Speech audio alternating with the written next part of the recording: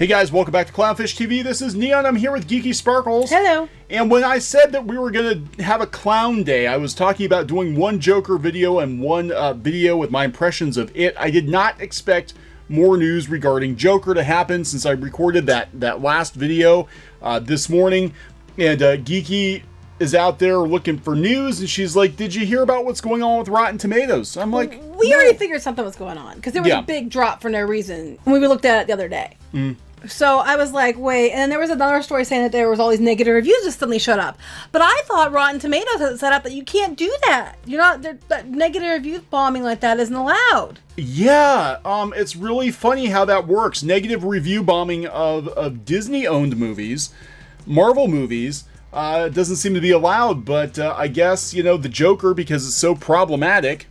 It's not Disney. It's not Disney. It's so problematic that, you know, they're going to let these negative reviews slide. Now, we're going to talk about what's actually going on with the Joker. Again, the video I did this morning was just about, you know, the media, again, throwing shade at Joker, even though a lot of critics have come out and said Joaquin Phoenix is amazing. He's probably going to at least get an Oscar nomination for this. He might walk off with the Oscar for Best Actor.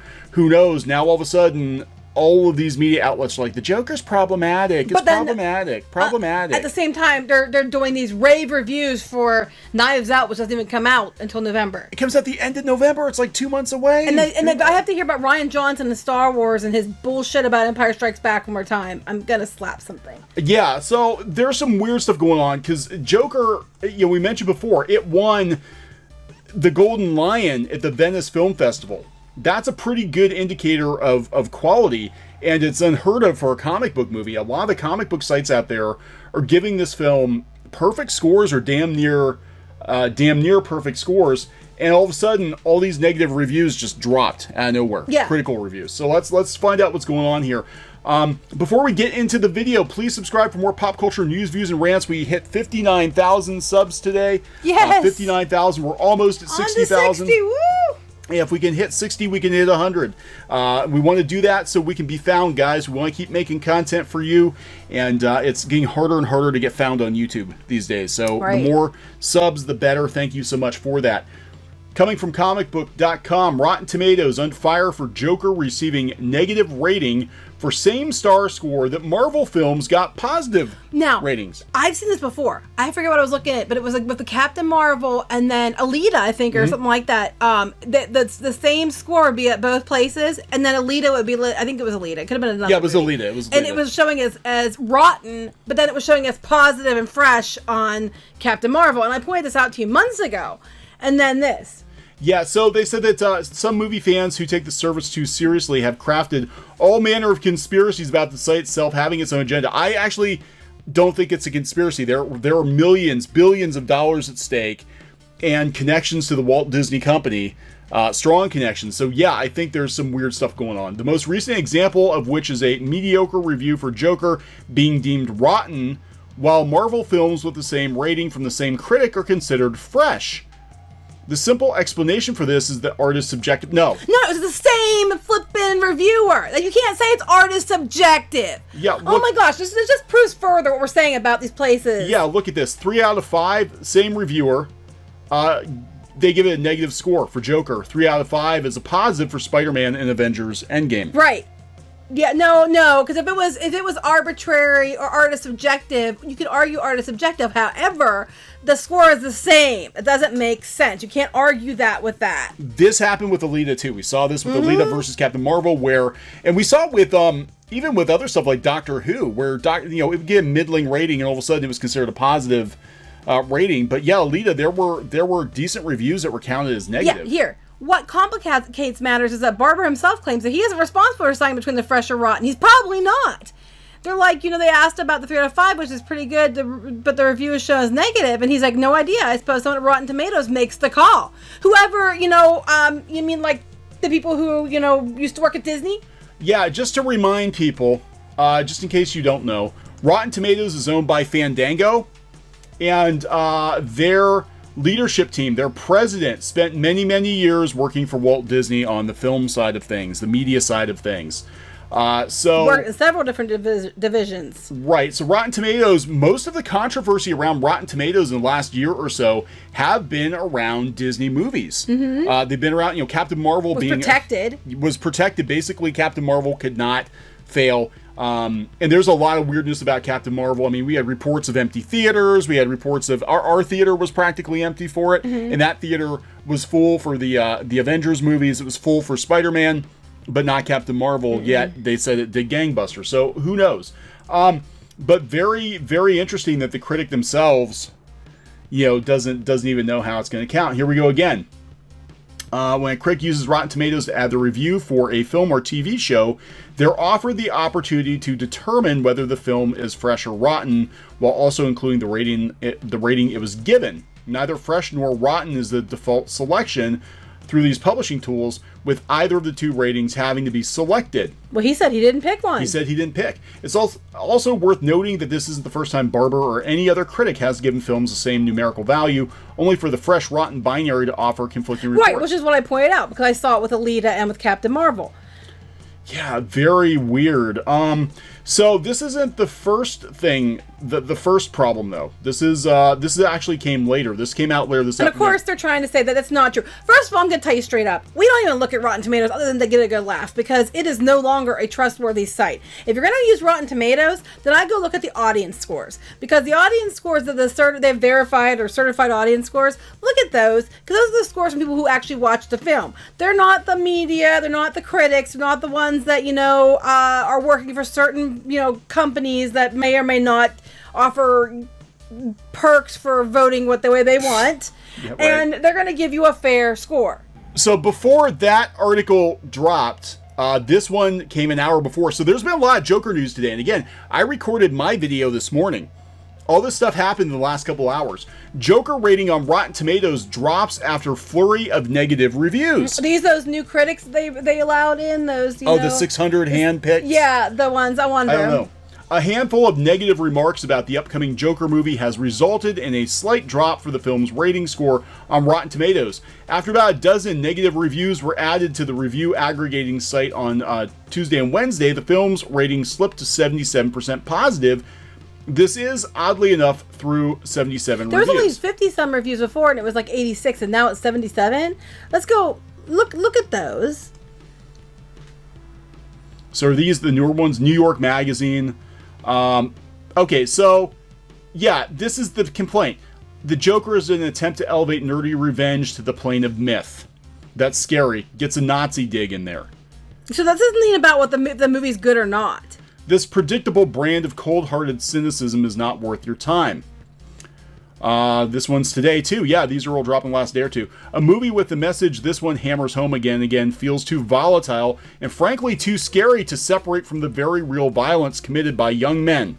So I bet you money these same people went over and gave Knives Out, perfect scores. Probably. There's probably a lot of fan fiction out there that's far more innovative, provocative, profane, and incisive and effective. Consequence of Sound. Consequence of Sound. Yeah, I know, right? There's a lot of bloody disgusting. But we know there's a lot of fan fiction out there that gets made into TV shows. Yeah, so this is really interesting that these all dropped within the last day or two. Hey, you guys.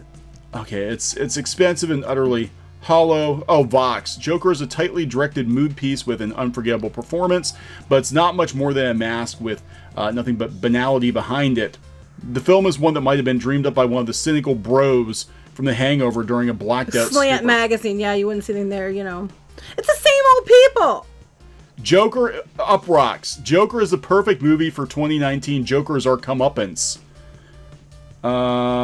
Joker, a middle brow impression of highbrow, has a moral compass and it's pointed in the wrong direction. That's not meant to be. What? So every movie has to be about the way their moral compass points. You know what I'm saying? Why does every TV show movie have to be some agenda? Okay, that's what I don't understand. Is this one of their new critics? Because look, I've never heard of these websites. Soulsy at the movies. Joker, they might be their old ones. I don't know. Joker is complete and utter trash. I'm just like, what? The film is too silly. It's nothing less and nothing more than an agent of unbridled chaos. The film begins in a pretty dark place and only gets more and more miserable as it goes on. with no relief in sight. Yeah, they're talking about how divisive it's going to be. I mean, this is... but it's okay if it's divisive if it's Rian Johnson's The Last Jedi, but... Yeah, and I think, you know, this one I think is going to come down to personal taste. And like, I have no desire to see this movie. I'm going to be completely honest. I want to see it really bad. Neon wants to see it. This is not my thing. And that's fine. And yet we're still married and we're not fighting over it. And it's completely fine. He went to see it without me. Because it's not my kind of movie, and that's okay. But the thing is, so when I'm saying about how I think this is unfair, I have no dog in this fight. I really don't. I'm just tired of this double standard BS, and that's what I'm calling out. I don't have any desire to see Joker. I know I'm not going to like it. It's not for me, and that's fine. But I'm not going to go and give it a review or talk about it. You know, I'm gonna stand up for it if I don't think it's being treated fairly, and I don't think it's being treated fairly. And again, I do think it comes down to political leanings a lot of times. No kidding. What doesn't anymore? Because that was the first thing people were saying was, oh, this movie glorifies outsiders, you know, disenfranchised incel white men, and it's going to teach them to go put on clown makeup and do bad things to people. Except you're not incel. You actually lean left. You know, so yeah, okay. Comicbook.com. Okay, comicbook.com, you know, as... I mean, they're not as far left, I don't think, as CBR, but they still, you know, lean left. They said their official review of Joker was far from negative. They gave the film a perfect score and praised it as a masterpiece. It won the Golden Lion at the Venice Film Festival. So it can't be that bad. Did Knives Out win the Golden Lion? No, Knives Out, they had the Toronto Film Festival, and it did really well. I thought it was the same place. No, okay, so it wasn't even the same place. It was in Toronto? It was in Toronto. Yeah, not surprising, right? People love a subversive movie that you know, cuts down white people. White people, basically. Entitled white people. Yeah. Okay. So this movie is like 2 months out, and people are already falling all over Knives Out. They're giving props to Rian Johnson. Rian Johnson, because of this. This is kind of like, I think, kind of a nightmare for Disney, though, because Rian Johnson kind of disappeared for a year, and now that he's got a new movie out to promote... And he keeps invoking Star Wars. It's actually hurting Lucasfilm and Disney's chances with The Rise of Skywalker, because he keeps inserting himself into the conversation. He's still on it. He's like, look, I'm getting all this press for Knives Out, and I'm still... My movies are still on. My movies are still on. The way he's saying it isn't exactly like they are, but he says they are. Yeah, and what happens is the Star Wars news that as a PR person you would want to be dominated by positive headlines. People do not like The Last Jedi. Right, talking about nostalgia, trying to talk over The Last Jedi. Since Rian Johnson is constantly talking about Knives Out, and he's doing a press tour for that, and he keeps bringing up Star Wars, it's actually throwing a wrench, I think, into Disney's... what I thought their plan was going to be was to kind of bury The Last Jedi, forget that it happened, and move on to nostalgia, move on to The Rise of Skywalker. But here comes Rian Johnson. And he's out there, like, comparing himself to The Empire Strikes Back and how, well, I didn't like it when I saw it, and now it's one of the most beloved ones. Like implying that his is going to be that way, too. No, I doubt that very highly. Just for the way you treated Luke, if nothing else. But the media loves Knives Out, and they're throwing shade at Joker. Knives Out, I think, has 100% on Rotten Tomatoes. Of course they do. Knives Out is a thing about white entitlement and how it's against white entitlement and that. And the Joker, they think, is about incels. So, of course, the media, the far, far left media, is going to be all about Knives Out and not about the Joker. I mean, yeah, obviously. So this is going to be really interesting to see. This is, again, I think... We're seeing another Alita type situation, which I predicted. Like a month ago. Yeah. I said Joker is going to be the next Alita. It's going to be the next, like, hotly contested by the media for these reasons. Right, and it's exactly what happened with Alita. I think we're going to have the fans are going to be on the side of the Joker. A lot of critics are going to like the Joker, but the media and the critics and Rotten Tomatoes are going to find a reason to try to tank this movie. I don't think it's going to work. It's already tracking to have a massive opening. Yeah. And I think people are really excited about it. But between now and it's a long way to go until it opens in October, expect more hit pieces. Expect more reasons from the media outlets to be like, the Joker's going to promote violence. Somebody's going to get hurt watching the Joker.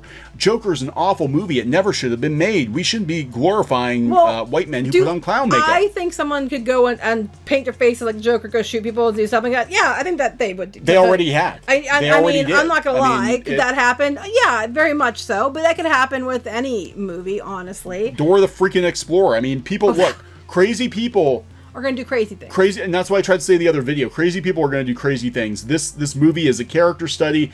You can't say, I mean, are we going to be like China and be like, this movie should not exist because it might give people bad ideas. We can't have villains be villains anymore because all of these new movies, it's like, it's all about like redeeming the villain. Giving the villain a hug, like these cartoon shows. But some people are just bad because they're bad. Some people are just bad, and that's what they're trying to make, like, the vibe I'm getting for the Joker is he was already disturbed. He had, life kind of pushed him over the edge, but he was never in a good place to begin with. Well, I think what the takeaway should be is that we need better mental health access in America. We need better, diagnosing. We need better treatment options. We need the stigma to not be a stigma.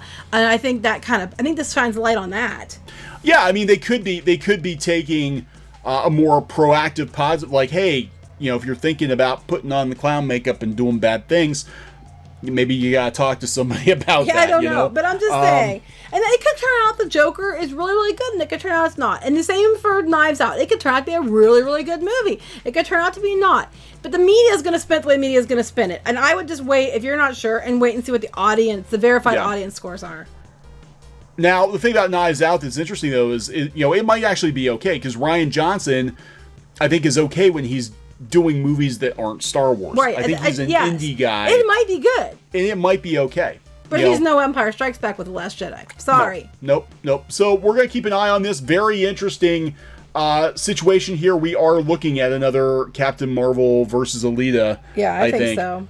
I absolutely We're think already seeing it. We're seeing it now. Yep, that's and what's this is out. When's this out? When's Joker out? October 1st. That's coming out now, but the Knives Out isn't even out until November. End of November. It's yeah. Like so there's no reason to even put. It's like Alita came out like a month and a half before Captain Marvel, and they pitted them against each other. But it wasn't. You know what I'm saying? They weren't even right on top of each other. That's what I don't understand. I don't know. Well, I mean, because look, they have Frozen 2 coming out before Knives Out. Disney has Frozen 2. I mean, why not aren't they tanking Knives Out for Frozen 2 or not vice versa? Not this could be the same audience. But again, these films probably have the most crossover, Knives Out and Joker, of the movies coming out this fall. And so Joker, if it winds up being a huge hit, it could have legs. It could play for weeks and weeks, right? And do some damage. So I don't know. It's just weird. It's very weird. Kind of called this a couple of weeks ago, where I'm like, we're looking at another Alita situation. Yeah, I guarantee you, it is. That's we're what's already gonna happen. seeing it. We're already seeing it. Like I said, I have no desire to see this film, but I don't think it's being treated fairly.